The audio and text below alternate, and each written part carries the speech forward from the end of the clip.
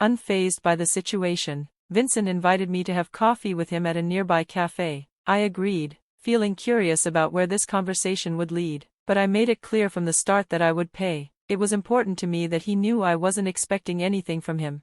We sat down with our coffees, and he began speaking, his voice soft and filled with regret. "Zoe, I owe you an apology," he said, his tone sincere. "I was too stubborn to try and reconnect with your mother after she made her decisions. Now, I realize I've missed out on being part of my only granddaughter's life."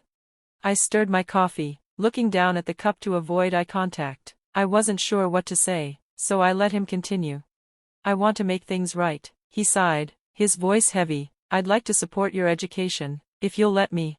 His offer caught me off guard. Going to college had always seemed like a dream far beyond my reach, especially with the financial struggles we had faced. "I need to talk to my mom about it," I said after a pause. That evening, I told my mom about the conversation. She stopped for a moment, wiping her hands on her apron as she considered what I'd said. Finally, she sighed and spoke, her voice thoughtful. "Zoe, I've been angry at your grandfather for years, but maybe it's time to forgive. If this is what you want, I'll support you." Starting at Preston University felt like stepping into an entirely new world. I showed up with second-hand textbooks and the same old clothes I had worn in high school. I felt out of place, especially when the other students casually discussed luxury vacations and designer labels. I took a seat at the back of my first class, hoping to blend in and not draw attention to myself. "Is this seat taken?" a voice asked. I looked up to find a guy with a warm smile. "No, it's all yours," I replied, making room for him to sit. "I'm Logan," he said, offering a handshake. "I'm Zoe," I replied, shaking his hand. There was something easy about him, and his friendly nature put me at ease. "So, Zoe," he said with a twinkle in his eyes, "ready to take on the world of finance?" "As ready as I'll ever be," I said with a half-smile, feeling a little more relaxed. The next few months were a whirlwind of new concepts and intense studying. I was determined to succeed, even though I often felt like an outsider. One day, after a difficult lecture, I overheard some classmates planning a study group. Hesitant, I asked if I could join them. "Sure," one of the girls said, but then added, "It's at the café on 6th, it's kind of expensive, though." I froze for a moment, feeling the sting of financial insecurity. "Thanks, but I'll pass," I said, though I knew I wouldn't be able to afford it. Despite these challenges, I pushed forward. My hard work paid off when my professor, Mr. Arthur, praised me for an insightful paper I had written. "Zoe, your work is impressive," he said one day after class. "Have you considered applying for an internship? Some firms value talent over experience." I felt a little unsure, but I told him about my doubts. "Sometimes talent speaks louder than connections," he reassured me. "Come by my office, and we can talk more about it." That conversation changed my perspective. I started believing that maybe I had a place at the university after all. Motivated, I began applying for internships, each application making me feel more hopeful. As the semester passed, I started to find my rhythm. I made friends, including Logan, who often made me laugh and was always ready to help with tough assignments. One evening, while walking back to my dorm, my mom called. "How's my college girl doing?" she asked, always knowing how to calm me down when I was feeling overwhelmed. "It's tough, but I'm making it," I said with a smile, telling her about the small victories I had achieved. By the time I was nearing graduation, I had become one of the top students in my class, especially in investment analysis. My grandfather, whom I hadn't spoken to much since the initial offer of support, invited me to a celebratory dinner. We met at an upscale restaurant, where everything from the decor to the silverware seemed intimidating. "Zoe, my dear, you've done exceptionally well," Grandpa Evan said with pride, pulling me into a hug. "Thank you, Grandpa," I said, feeling a mixture of pride and gratitude.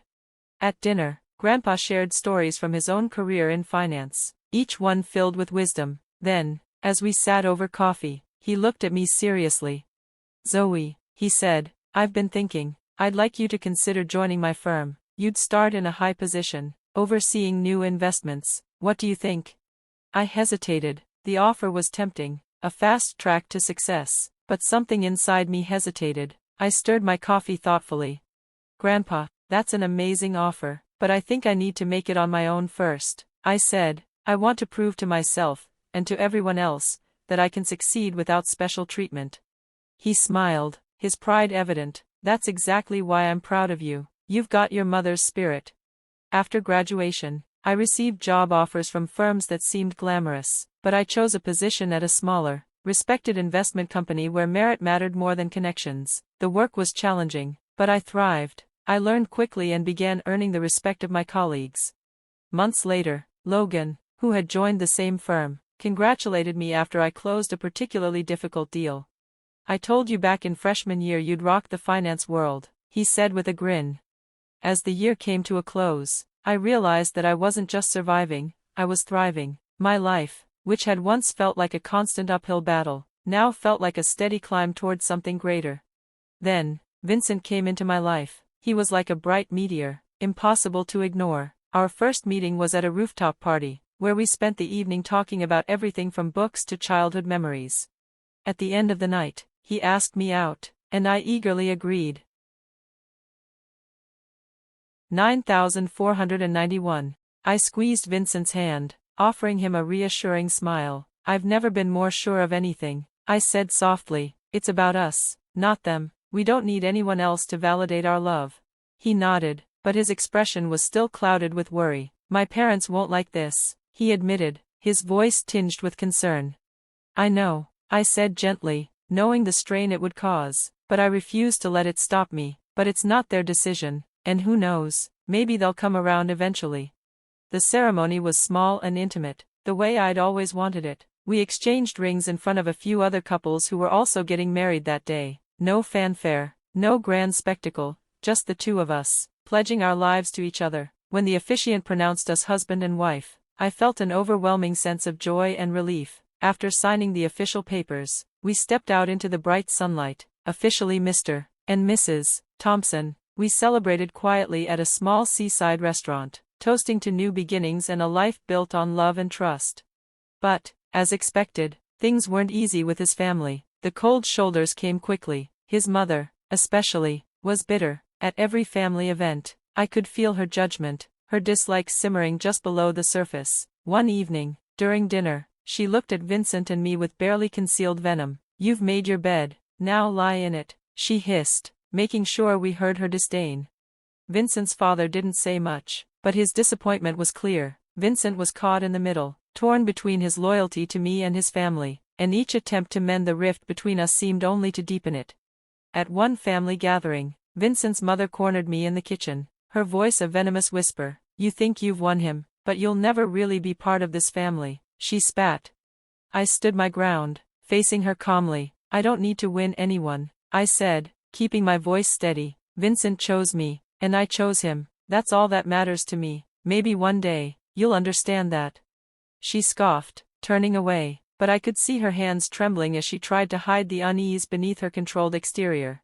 For years after that, I worked hard to build my career as an investor, determined to prove myself. Despite my professional success, Vincent's family never truly accepted me. Rumors floated around that I was spending Vincent's money, that I was a gold digger. It stung deeply that Vincent never defended me. He would simply shrug, saying he didn't want to rock the boat, especially with the expectations he faced in his father's company.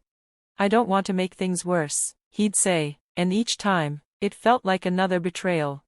The distance between us grew. I threw myself into my work, determined to make a name for myself and to prove my worth beyond my relationship with Vincent. I joined a charity supporting underprivileged children, donating a significant sum to their initiatives. That commitment earned me an invitation to a high-profile charity dinner at a luxury hotel, a gathering for the city's elite philanthropists. Vincent and I arrived together, but when we walked into the ballroom, it was impossible to ignore the icy stares from his parents. They acted as if I wasn't even there, dismissing me entirely. Vincent, uncomfortable, avoided talking about the tension between us.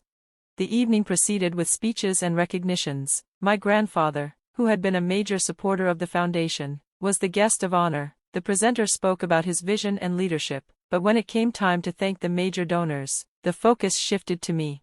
"And we'd like to extend a special thank you to Mrs. Zoe Thompson, whose generous donation of over $380,000 has made a significant impact on our projects this year." The applause was warm and sincere, but it was quickly cut short by a loud, shrill voice. Vincent's mother, red-faced and furious, stood up and demanded the microphone. "This is outrageous," she shouted, her voice echoing across the room. "I must expose the truth." The room fell silent as she continued. "Zoe is nothing but a leech. That money isn't hers. She's using my son. She's a gold digger, and I won't let her fool anyone here." Her words hit like a slap in the face. I could feel my heart race, my cheeks flush with embarrassment. The room's gaze turned toward me, their eyes filled with judgment. I looked at Vincent, hoping for support, but he hesitated, glanced nervously at his parents, and then walked toward them, leaving me standing alone in the crowd. I stood there, my fists clenched, my heart pounding with a mix of anger and humiliation. Just as the tension in the room thickened, a calm voice cut through the air. "Ladies and gentlemen, may I have your attention, please?" My grandfather's voice rang out, commanding the room. All eyes turned to him as he stepped onto the stage. "Zoe, would you please join me up here?" I hesitated for a moment, but then walked to the stage, my legs feeling like lead. As I joined him, he took my hand and turned to face the audience. "I stand before you not only as the chairman of this foundation, but as a grandfather," he said, his voice steady, carrying weight and authority. The crowd gasped in surprise. I saw Vincent's parents, their mouths agape, shocked by the revelation they hadn't seen coming. "My granddaughter, Zoe, has been accused tonight of dishonesty, of being a gold digger," my grandfather continued. "Let me set the record straight. Zoe grew up in humble circumstances, but she's faced more challenges by the time she was a teenager than most people face in a lifetime. She has overcome every obstacle through sheer determination and hard work." He turned to face me and smiled, his pride clear. "I supported her education financially, but that was the extent of my help. Her subsequent achievements are all her own. Zoe has earned everything she's accomplished." Turning back to the crowd, he said, "And when I'm gone, Zoe will not only inherit my wealth but also the responsibility to continue our family's philanthropic work." The applause that followed was loud and genuine. People stood to their feet, applauding the man who had just publicly defended me in the most powerful way possible. My mother-in-law, unable to stand the support I was receiving, quickly left the room, her face flushed with embarrassment. Vincent's father followed soon after. Vincent, who had been silent throughout the ordeal, walked up to me, his face a mix of regret and confusion. I could see he was about to apologize, but I couldn't bring myself to face him. I walked past him without a word, my heart too heavy to listen to his excuses. The divorce was quick, thanks to our prenuptial agreement. Without children and with everything clearly defined, we parted ways. I moved into a small apartment, a place of my own, free from the pressure and judgment that had followed me in Vincent's world. A few months later, my phone rang. It was my mother-in-law. I'd closed that chapter of my life, but curiosity got the best of me. I answered. "Zoe, darling," she said, her tone strangely sweet, "I've been thinking, maybe we got off on the wrong foot. Why don't you come back? You and Vincent love each other." Her words felt disingenuous, and I knew exactly what she was after, my newfound wealth. "I think you're mistaken," I replied calmly. "There's nothing left to discuss. Please don't call me again." I hung up, blocking her number, a small but important act of reclaiming control. Months later, I learned that Vincent's family business had collapsed. The lavish lifestyle they'd built had crumbled under the weight of poor decisions and bad investments. While I didn't take pleasure in their misfortune, it served as a stark reminder of how quickly things could change.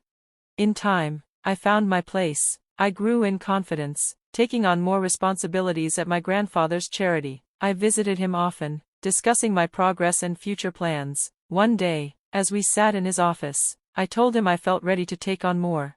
"I'd love to have you more involved," he said, his warmth evident.